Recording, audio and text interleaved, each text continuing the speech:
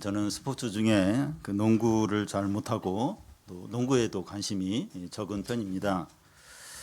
프로 여자 농구에 대해서는 더더욱 관심이 없습니다. 그런데 수년 전부터 스포츠 기사 중에서 우리 은행 농구팀 이성구 감독에 대해서 관심이 갔습니다. 그는 선수 시절 두각을 나타내지 못했고 농구 선수로는 키가 작았고 또 외모도 시선을 끌만한 게 거의 없습니다. 이성구 감독이 2012년 우리은행 감독을 맡을 때 우리은행은 만년 꼴찌였고 이 감독이 맡으면서 이제 6시즌을 이어서 우승을 하고 그가 맡은 13시즌 동안에 9번을 우승했습니다. 그는 믿을 것은 이 땀밖에 없다고 하면서 지옥 훈련을 시키는 것으로 유명합니다. 이 엄청난 훈련을 통해서 그 잠재력이 있는 선수들의 이 재능이 만발하고 무명했던 선수들이 유명하게 되는 겁니다. 우리은행 팀이 우승을 많이 하니까 선수들이 다른 팀으로 이적을 할 때 높은 연봉을 받게 되고 선수들에게 큰 이익이 이제 되는 겁니다. 이것을 보면 그 지도자를 만나는 게 얼마나 중요한가 이제 하는 겁니다. 한 사람의 생에서 좋은 멘토와 이 스승을 만나는 것은 너무나도 중요합니다. 성경에 보면 그 예수님 만난 사람들이 많이 나옵니다. 예수님 만난 사람들은 누구든지 놀랍게 변화가 됩니다. 그런데 그들 중에 가장 놀랍게 변화된 사람 중에 하나가 사마리아 여인입니다. 이 여인은 제 가운데서 소외된 가운데 외톨이로 살았습니다. 그런데 이제 그는 여느 때와 같이 이제 사람들과 마주치지 않으려고 이 정오에 물을 기르러 우물가로 나왔습니다. 그는 다른 사람에게 관심도 없고 다른 사람이 자기에게 관심을 갖는 것도 싫었습니다. 삶에 대한 기대와 소망이 없었어요. 오늘도 야곱의 우물에 와서 이제 물을 떠다가 하루를 살고 다음 날 다시 물을 기르러 와서 또 하루를 사는 의미 없는 반복적인 삶을 살 뿐이었습니다. 자신에게 진정한 만족을 줄 수 없는 야곱의 우물을 마시며 하루하루 목마른 인생을 살아가고 있습니다. 그런데 그날 이 여인이 물을 기르러 나왔다가 그 예수님을 만나게 되고 예수님으로부터 하나님의 선물인 영생을 소개받게 됩니다. 이 여인은 예수님께 그 생수를 달라고 요청해요. 그런 물을 내게 주사 목마르지도 않고 또 여기 다시 물 길러 오지 않게 해달라는 거죠. 이 여인의 태도는 처음부터 많이 달라졌고 영원한 생수를 받을 준비가 된 것 같아요. 이제 예수님은 이 여인에게 영원한 생수를 주면 이제 다 될 것 같습니다. 그런데 그 순간에 예수님이 생수와 전혀 상관없는 말을 하는 거예요. 이 여인이 가장 숨기고 싶은 문제를 끄집어내는 겁니다. 16절에 보면 이르시되 가서 내 남편을 불러오라. 생수와 그녀의 남편과 무슨 상관이 있습니까? 생수가 너무 무거우니까 남편 데려와서 같이 이렇게 가져가라는 건가요? 예수님이 여인에게 주려고 하는 생수는 하나님의 선물이라고 했습니다. 선물은 돈을 받지 않아요. 이 대가를 받고 주는 것은 선물이 아닙니다. 선물은 은혜로 이제 주는 거죠. 예수님이 하나님의 선물인 생수를 소개했고 여인이 달라고 하니까 생수를 이제 주면 됩니다. 주면 되는데 근데 왜 남편을 데려오라고 하는 거예요? 하나님의 선물은 은혜로 누구에게나 주는 것인데 은혜를 막는 유일한 것이 죄이기 때문입니다. 죄가 은혜를 막아서 하나님 선물을 받지 못하게 합니다. 그래서 예수님은 여인의 죄 문제를 드러내고 이제 있는 겁니다. 이 여인이 남편을 데려오라고 하는 예수님의 말씀에 어떻게 반응을 합니까? 17절에 보면 여자가 대답하여 이르되 나는 남편이 없나이다. 방금 전까지 사마리아 여인과 예수님이 이제 말이 트이자 여자가 말이 이제 많아졌어요. 10절, 11절, 12절, 15절에 보면 여자가 하고 싶은 얘기를 다 해요. 처음에는 약간 쭈삣쭈삣 하다가 예수님과 말이 트이니까 뭐 말을 엄청나게 막 하고 싶은 얘기를 다 이제 하고 있습니다. 그런데 그녀의 남편 이야기가 나오자 갑자기 말이 줄어들어요. 이 세 단어로만 이야기를 하는데 나는 남편이 없다. 딱 세 단어만 하고 딱 끝냅니다. 남편 이야기를 하고 싶지 않고 숨기고 싶고 수치심을 강하게 느끼는 겁니다. 현대로 오면서 이 다른 사람의 사생활을 언급하거나 숨기고 싶은 것을 지적하면 큰 신뢰가 되고 고소를 당할 수도 있습니다. 근데 주님은 우리가 숨기고 싶어하는 죄들을 지적하고 드러내세요. 의사가 환자의 병든 부분을 지적하면서 치료를 받아야 한다고 이렇게 분명히 말하는 것과 같습니다. 예수님이 남편을 데리고 오라는 말에 여인이 남편이 없다고 이렇게 대답을 했는데 반만 맞는 말입니다. 왜 반만 맞는 말이라고 하는가 하면 남들이 들으면 이 여자는 혼자 살고 있는 것처럼 이제 보일 수 있고, 이 여자 입장에서는 합법적인 부부관계가 아니라 동거관계로 살고 있기 때문에 남편이 없다고 대답하는 게 맞을 수 있습니다. 100% 정직하게 이제 말한 것은 아니지만 거짓말을 한 것도 아닙니다. 어느 정도 자기 죄된 생활을 인정했다고 볼 수 있어요. 이 여자가 자기 죄를 어느 정도 이제 인정을 하자 예수님이 바로 그를 이제 받아주시면서 이렇게 또 이야기를 하십니다. 17절 중간부터 18절을 보면 17절 중간은 제가 읽고 18절은 여러분이 읽으시 바랍니다. 예수께서 이르시되 내가 남편이 없다 하는 말이 옳도다.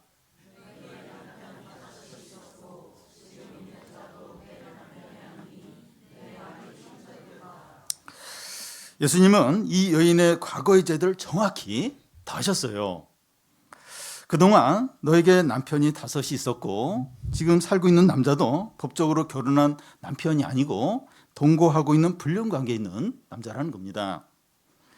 이 여인의 과거의 죄에 대해서 이웃들도 정확히 모르는데 낯선 유대인 남자가 와서 이 여인의 어떤 과거의 죄들을 다 너무나 정확하게 다 알고 있는 겁니다. 그래서 이 여인은 큰 충격을 받게 됩니다. 그래서 그 29절에 보면 이 여인이 이제 마을에 가서 막 예수님을 전하면서 이제 무슨 말을 하는가 하면 내가 행한 모든 것을 내게 말한 사람을 와서 보라. 이 사람이 그리스도가 아니냐.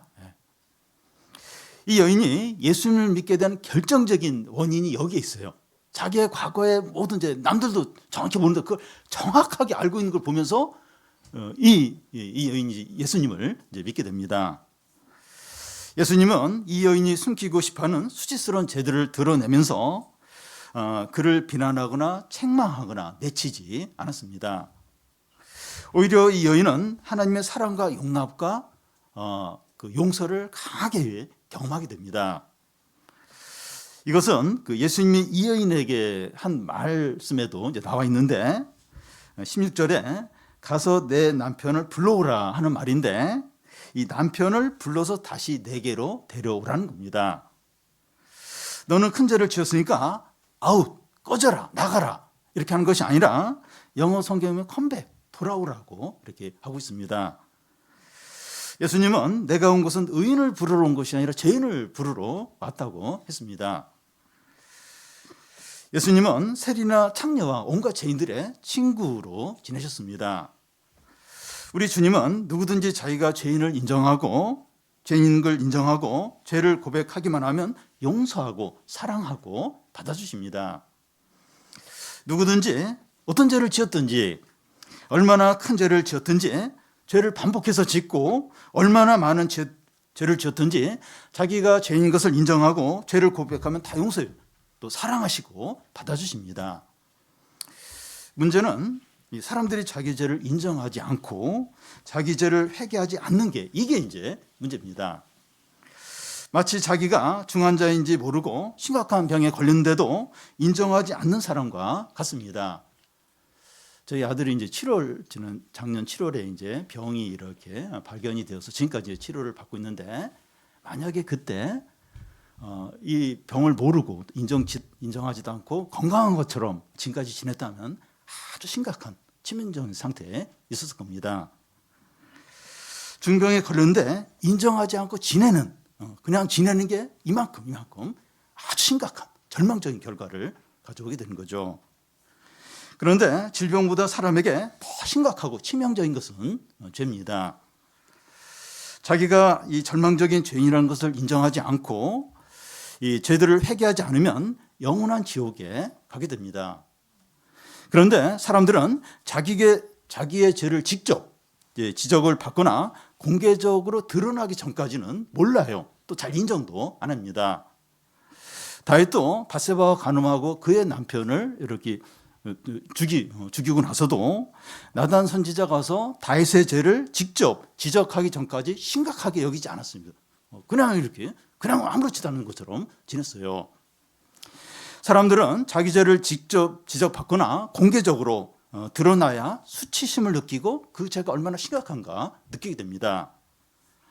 중범죄를 저지른 사람에게 그 죄가 드러나서 카메라가 비춰질 때 막 얼굴을 마스크를 하고 머리에 모자를 뒤집어 쓰고 너무나 수치스러워하면서 그 죄를 심각하게 이제 느끼게 되죠. 그런데 예수님이 이 여인의 모든 죄를 다 아신 것처럼 우리의 모든 죄를 다 아십니다. 하나님이 우리의 모든 죄를 다 아신다는 것은 우리의 죄를, 우리가 숨기고 싶어하는 죄들을 얼마든지 드러냈을 수 있다는 거예요. 이 원남이의 가장 숨기고 싶은 죄가 1번, 2번 이 화면에 이렇게 뜬다면 뜰 수 있다는 거예요. 우리 한 사람 한 사람의 이 죄들의 목록이 다 드러날 수 있다는 겁니다. 뉴스에도 나올 수 있어요. 사람들은 자기의 죄가 뉴스에 나올 거라고 생각을 안 해요. 만약 그럴 수 있다 생각을 하면 절대 죄를 안 지을 겁니다.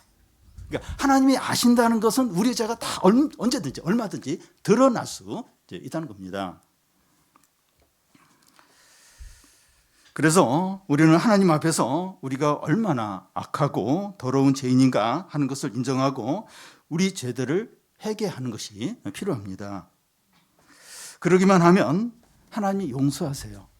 사랑하시고 받아주십니다. 진정으로 그래. 진정으로.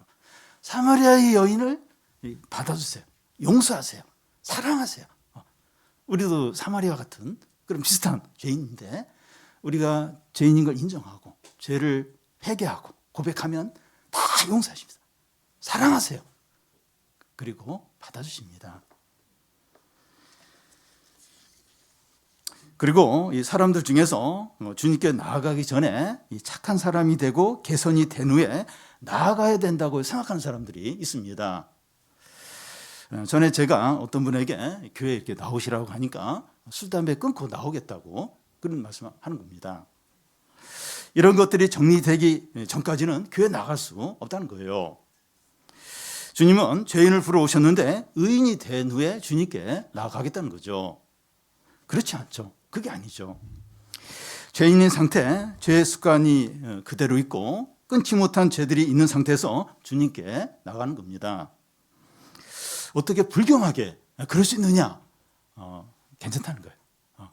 그런 상태에서 나오라는 겁니다. 주님은 죄인을 부르러 오셨다는 거예요. 다 좀 정리하고 의인이 되고 개선하고 그래서 이제 주님께 나가겠다. 의인처럼 돼서 그게 아니에요. 주님은 죄인을 부르러 오셨습니다. 의사는 병든 자에게 필요한 것이지 건강한 자에게 필요 없는 것과 같습니다. 우리는 반복해서 죄를 짓고 끊지 못한 죄들이 있지만 주님께 나아가면 영원히 샘솟는 성령을 주셔서 죄를 끊고 유혹을 이기고 새로운 사람이 되게 하십니다. 우리가 주님의 은혜로 만족하고 행복할 때 유혹을 이길 수 있고 성령의 능력으로 죄를 거부할 수 있는 겁니다. 그러니까 다 이렇게 착한 사람이 돼서 이제 교회에 나가고 하나님이 그게 아니고 그대로 있는 모습 그대로 가는 거예요. 그러면 주님이 우리 죄를 용서해 주시고 성령을 주세요. 그래서 유혹과 죄를 이기고 새로운 인생을 살게 하시는 겁니다. 이 여인은 용서와 사랑과 용납을 경험하자 예배에 관심을 갖습니다. 20절, 21절 한 절씩 교대 읽겠습니다. 우리 조상들은 이 산에서 예배하였는데 당신들의 말은 예배할 곳이 예루살렘에 있다 하더이다.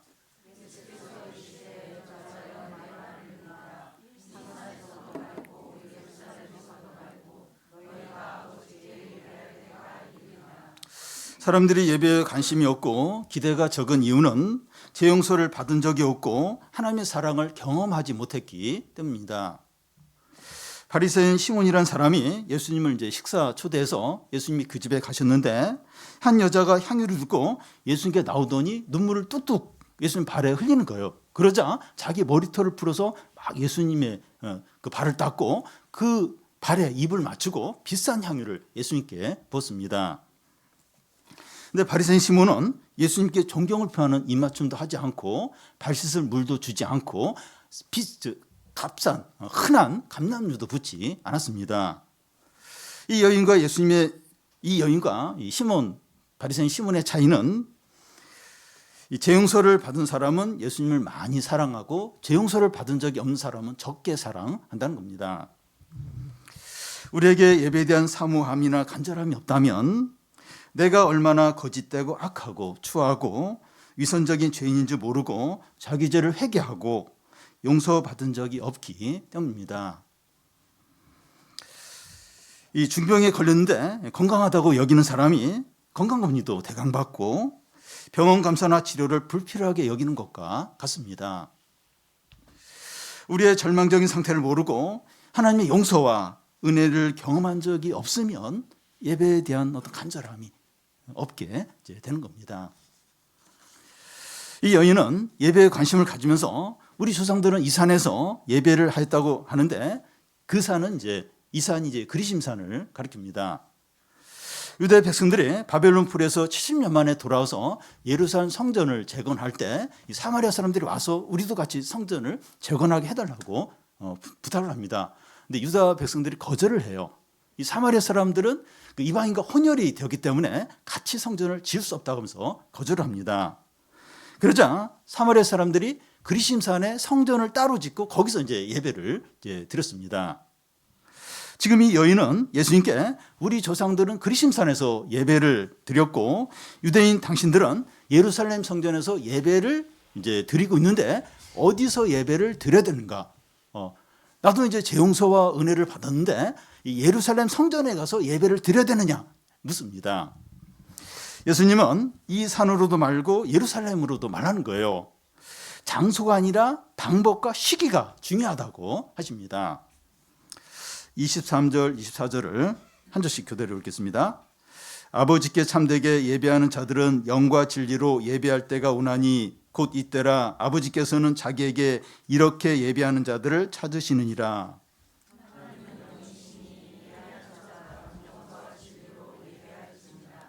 참된 예배는 장소가 아니라 방법과 시기가 중요하다는 거예요. 먼저 이 참된 예배의 방법은 영과 진리로 드리는 예배라는 겁니다. 여기서 영은 그 성령을 말하는 것이 아니라 육체적인 것과 반대되는 영혼과 마음을 가리킵니다. 이사야서에 보면 그 하나님께서 형식적인 신앙생활은 이스라엘 백성들에게 너희는 입술로만 나를 사랑하고 마음은 떠나 있다고 했습니다. 교회 자리만 지키거나 입으로만 드리는 예배가 아니라 마음을 다하여 드리는 예배가 되어야 한다는 거죠. 미가 선지자가 참된 예배에 대해서 말한 적이 있는데 번제물로 일련된 송아지나 천천의 수양이나 만만의 강물 같은 기름이나 내 맏아들을 바치는 것을 기뻐하실까? 그렇지 않다는 겁니다. 하나님이 받기 원하시는 예배는 오직 정의를 구하고 인자를 사랑하며 내 하나님과 함께 하는 거라는 거죠.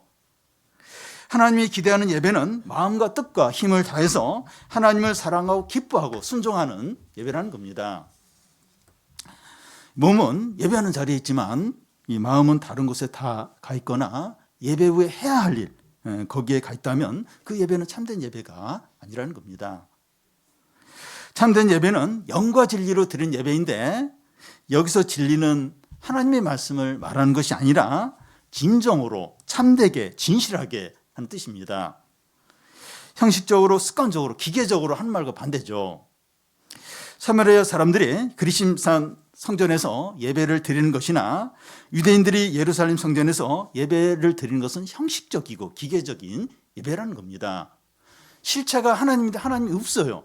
하나님 없이 그냥 형식적으로 반복해서 예배를 드리는 겁니다. 특히 유대인들은 율법의 수많은 조항들을 만들어서 지키는데 형식적이고 기계적인 예배입니다. 성전과 율법의 실체인 하나님을 제껴놓고 드리는 예배입니다. 성전과 율법의 율법은 그림자예요. 예수님, 하나님에 대한 그림자인데 하나님을 제껴놓고 그냥 이렇게 형식적인 반복해서 예배를 이제 드릴 뿐이죠. 그러니까 성전의 참 주인인 예수님인데 예수님은 안 믿어요. 안 믿고 그냥 성전 제사, 율법 지키는 그런 형식적인 예배를 이제 드리고 있었던 겁니다. 그런데 영과 진리로 드리는 참된 예배는 실체인 하나님께 예배하는 겁니다.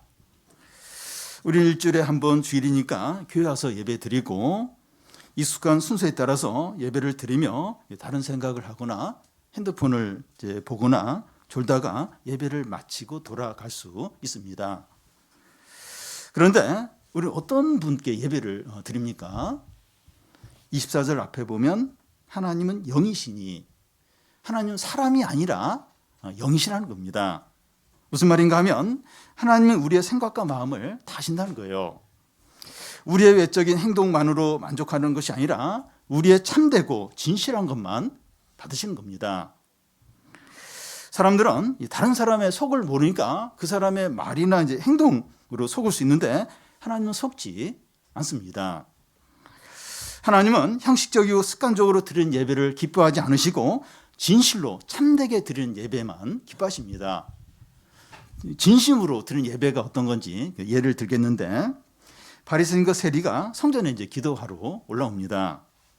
바리새인은 두 손을 들어요. 하늘을 향해서 나는 일주일에 금식을 2번 하고 또 모든 수입에 11조를 드리고 선행을 많이 했다고 큰 소리로 그렇게 기도를 합니다. 근데 저 밑에 쪽에 세리는 고개도 못 들어요. 다 숙이고 가슴을 치면서 주여 불쌍히 여기소서 죄인이로소이다. 계속 가슴을 치면서 그렇게만 기도하는 겁니다. 주님의 평가는 저 세리가 의롭다함을 받고 돌아갔다고 하십니다. 하나님이 기뻐하시고 받으시는 예배는 완벽하고 대단한 어떤 그런 것이 아니라 정직하고 애통하고 상한 마음으로 드리는 예배입니다. 불쌍히 여기소서, 주여 주여 불쌍히 여기소서 탄식하면서 부르짖으면서 그런 기도, 그런 예배를 기뻐하시는 거죠. 하나님은 마음을 다하고 진실하게 예배하는 자를 찾으십니다. 이 말씀은 하나님이 우리를 구원하신 목적은 하나님께 마음과 뜻을 다하는 예배하는 예배 드리도록 하기 위해서 우리를 부르셨다는 거죠. 우리를 부르신 목적, 우리를 구원하신 목적은 뭐 많이 이렇게 봉사하고 또 대단한 어떤 그건 두 번째고, 마음과 뜻을 다해서 전심으로 하나님께 예배하도록. 선교의 목적도 그것입니다. 뭐 이렇게 다른 게 아니고 이렇게 하나님을 진심으로 예배하는 자가 되도록 사람을 구원하고 부르는 거죠. 사랑하는 여러분, 우리가 참된 예배를 드리는 것보다 더 중요하고 시급한 것은 없습니다. 참된 예배를 드릴 때 소모임이나 전도나 기도나 찬양이나 봉사나 신방이 다 살아나고 의미를 갖습니다. 참된 예배에서 하나님을 만나고 우리가 변화되고 새로워지고 회복됩니다. 수년 동안 해결되지 못한 문제가 해결이 되고 기적이 나타나고 부흥을 경험합니다. 그러면 우리는 언제 이런 예배를 드릴 수 있습니까? 언제 이런 예배를 드릴 수 있습니까? 23절 중간에 보면 곧 이때라, 지금이라는 겁니다. 참된 예배는 실체신 하나님을 예배하는 것인데 예수님이 하나님을 보여줬어요. 예수님은 하나님의 아들이 되셔서 우리 죄를 위해서 죽으시고 부활하심으로 하나님을 나타내셨습니다.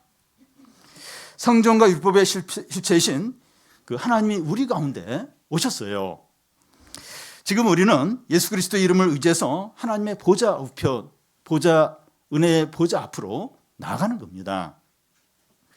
장소나 예배 순서가 중요한 것이 아니라 언제나 어디서나 예수 그리스도의 이름을 의지해서 실체이신 하나님께 예배하는 겁니다. 장소 또 시간 이건 그렇게 중요하지 않아요.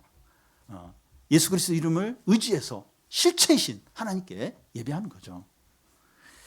우리는 수련회나 청소년 캠프 때는 큰 은혜가 있는데 이 주일 예배나 주중 예배는 은혜가 없다고 할 수 있는데 그렇게 말하는 경우가 있는데 그렇지 않습니다. 그런 외적인 것들이 중요한 것이 아니라 지금 예수 그리스도의 이름을 의지해서 하나님의 은혜 보좌 앞에 나아가는 거예요. 언제든지 예수 이름을 의지해서 보좌 앞에 나가는 겁니다. 주위 상황이나 사람들이나 어려움이나 우리의 마음의 상태에 매이지 마시고 예수 그리스도를 믿고 영원히 솟아나는 생수를 누리는 겁니다. 성령을 구하면서 받은 줄로 믿고 의심하지 않는 겁니다. 별로 느낌이 안 와요. 이렇게 막 성령을 구하고 예수 이름을 부르는데 아무 느낌에 매이지 마세요. 그냥 구하면서 받은 줄 믿고 나가는 겁니다. 그러면 우리가 드리는 예배마다 영원히 샘솟는 성령이 임하게 됩니다.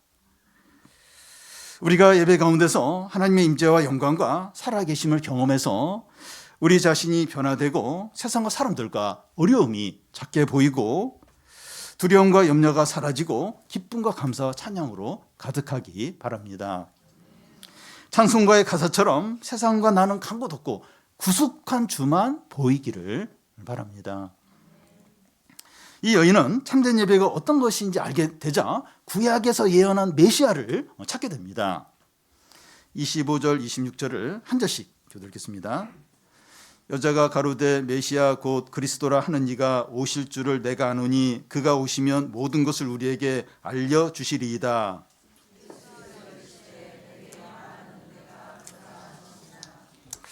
여자가 이제 메시아의 이야기를 하는데 신명기서 18장 15절 18절에 나오는 이 모세가 오실 메시아에 대해서 예언한 것을 이제 말하고 있어요.